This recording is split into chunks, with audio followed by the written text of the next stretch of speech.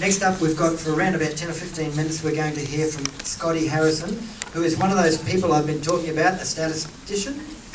Yeah, and he's from Armidale. Yeah. And we'd like to welcome him. Thank you, Scott. So yeah, my name's Scotty Harrison.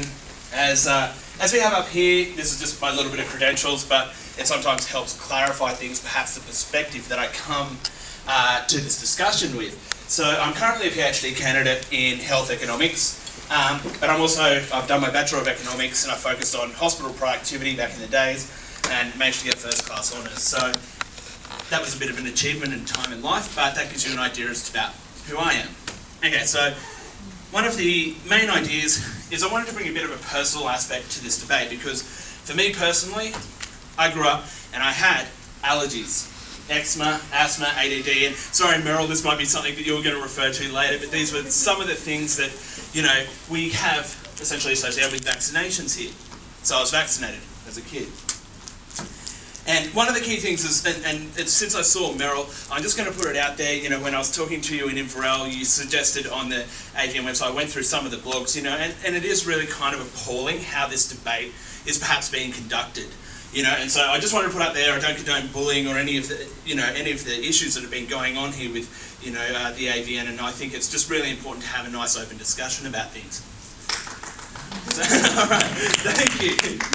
So, surprisingly enough, you'll see this graph here. It looks remarkably similar to what Greg had up just before. So, I mean, you know, this comes from, I guess, great minds think alike, in that, you know, I've titled it Vaccination is Necessary. You know, and as a statistician, one of the things that I saw when I looked at this graph is what's that role that vaccinations are really playing?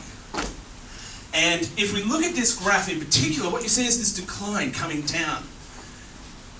And as a statistician, one of the things we love is trends. We love looking at that information. We go like, why is this happening? Anyone got any ideas as to why this is actually happening? Yeah? Better food, sanitation. There were so many things going on in the world that was actually improving our quality of life. So how can we attribute it to vaccinations? Doesn't make logical sense. There were so many other things going on. So, here's my little reference down the bottom here. Got from the vaclibrary.org. Worthwhile having a look if you get a chance. So, as a statistician, I just wanted to make a bit of a clarification because it's one of those things that statistics speak for themselves, right? You know, and we look at statistics, and quite often it's really important. I actually teach first year teach and help teach some of the first year statistics at university, and this is often one of the biggest mistakes our first year students make. Okay, and I call it the ice cream analogy. So you look at skin cancer rates around beaches, you know, and they're going up. Okay, and you look at ice cream sales around beaches, and they also go up. Okay. So if skin cancer rates are going up, and ice cream sales are going up, does that not then imply that ice cream is causing skin cancer? Well, as a statistician, we call this a logical fallacy, you know, and essentially it comes to the basic idea that no, okay, we can't actually say that one thing causes another through correlation. Okay? And we call this correlation implies causation, or it has an even more specific name, but I'm not even going to try and attempt to pronounce it because it is flawed.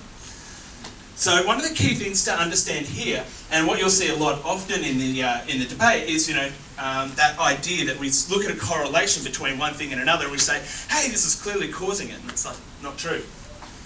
So using our analogy, it'd be easier to actually see what's going on. That is, people who go to the beach, expose themselves to the sun heating up, and they cool off by buying ice cream. So the idea is essentially, whilst there's a relationship between skin cancer and ice cream sales, we're not saying that ice cream causes skin cancer. Okay, it's the sun. So many people don't actually get this concept, and it's a really important one when we start looking at statistics. So how about vaccinations? And this is, as I said, this is essentially the same one. I've only used diphtheria, but you know, Greg's provided a really good library of other graphs that you can draw upon. So, you know, if you want to, please get a copy of the slides. Now, what you'll see here with our diphtheria graph is exactly what Greg was describing. It has deaths here. And we've already alluded to the idea that essentially people are living better quality lives without vaccinations. So what's going on? Well, Greg, I'm really sorry, but this is what I went to. Dun, dun, dun, notifications data, da, da, da. Okay. And it tells a little bit of a different story.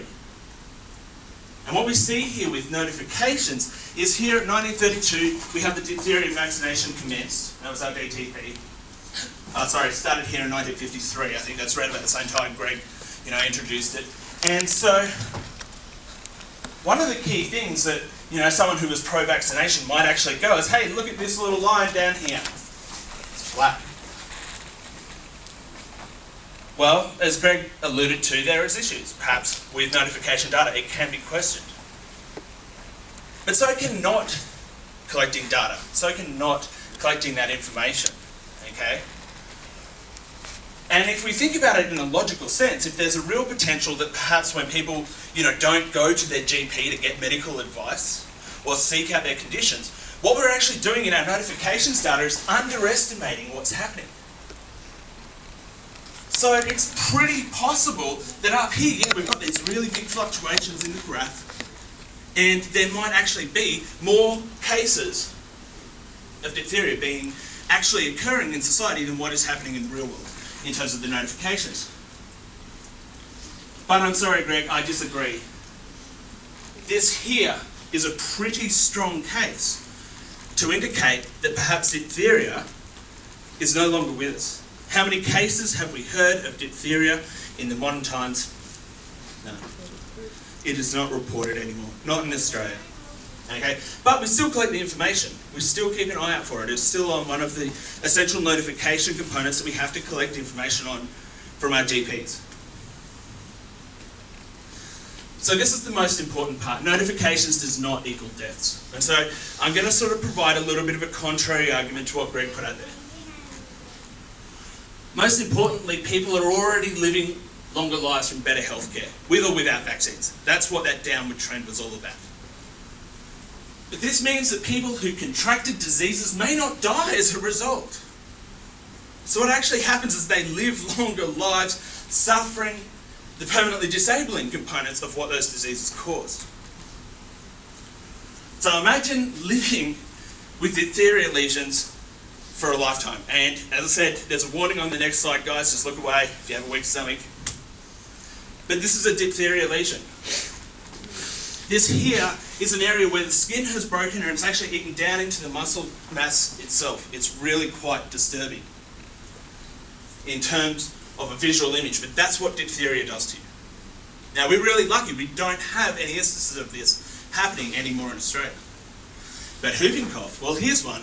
And Greg was quite right. We had periods of time where we didn't collect data. It was something that went off our radar. It was something that we didn't need to focus on. So what we have here is the start in the 1940s of introducing our whooping cough vaccination. And then in about 1953, we have the DTP vaccination introduced, okay, and then around about here, around about 1979, we started collecting data on whooping cough, and what you'll see here, our flat line, very little to no incidences being reported. What happens in about 1992 here? Well, we get a mutant strain, okay, of whooping cough that actually now effectively bypasses our vaccination. The vaccination was essentially for whooping cough. We now have whooping cough A, or pertussis A. And our vaccination doesn't work on that. So the rates of whooping cough has been increasing. You might have heard this a bit in the media. So one of the other points I really want to talk on is the role of herd immunity. Now, I grew up on a farm. It was one of those really important things that for us, when you had a herd of sheep, you really wanted to make sure that when you were jetting sheep for, say, worms, that you got them all. I had a really bad experience where I was in charge of the gate, the release gate, after they'd been jetted, and one got out before it had been drenched. And the problem was, it actually went on to reinfect the rest of the herd with worms. We had to go through the whole process again, and a lot of costs and expenses. And essentially you can argue that immunisation works the same. If everyone is covered, then the disease can't take root within the herd or society. as we might be better, more aptly talking about it, okay? Because we're talking about lives, we're talking about people, okay? It's not just sheep. So this sort of brings to the end my personal presentation, because as a statistician, one of the key things I'm going to say is I don't feel personally that my allergies, that my asthma, that my ADD, it was caused by vaccinations. Okay? I feel that these were perhaps external symptoms. But for me personally as a child, I was really glad that I got vaccinated because I suffered from allergies, eczema, asthma, ADD. It meant that perhaps my immunological system was not operating at optimum in the first place. So something like measles, if that took root in my system, could have potentially been lethal. So what I would say here is, if you believe in vaccine injured, and this is a term we see thrown out, find out what is disease injured, because in comparison, it's really scary, okay? What these diseases will do to you will dwarf what the adverse reactions of any vaccine can be. And so one of the key things there is go and speak to your GP, okay? And not celebrity endorsements. That's my little jibe at Jenny McCarthy. So for those of you who know Jenny, well, you know possibly where I sit. So that brings to an end my presentation. I do have with me a nice little booklet. If anyone would like a copy, you can come and see me. It's called Myths and Realities. Okay? And it's a health department publication that essentially spells out a lot of the arguments as to why you should get vaccinated, and perhaps some of the arguments you'll hear tonight against vaccination. So if you're interested in getting a copy, by all means, please come and see me.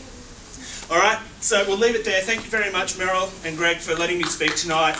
I hope I've helped provide a little bit of even debate there, and it was really good. So, good job, Scott. Thank you, Greg. Thanks, Meryl. Thanks, Scott. Thank you, Scott. We didn't know what Scott was going to talk about before he got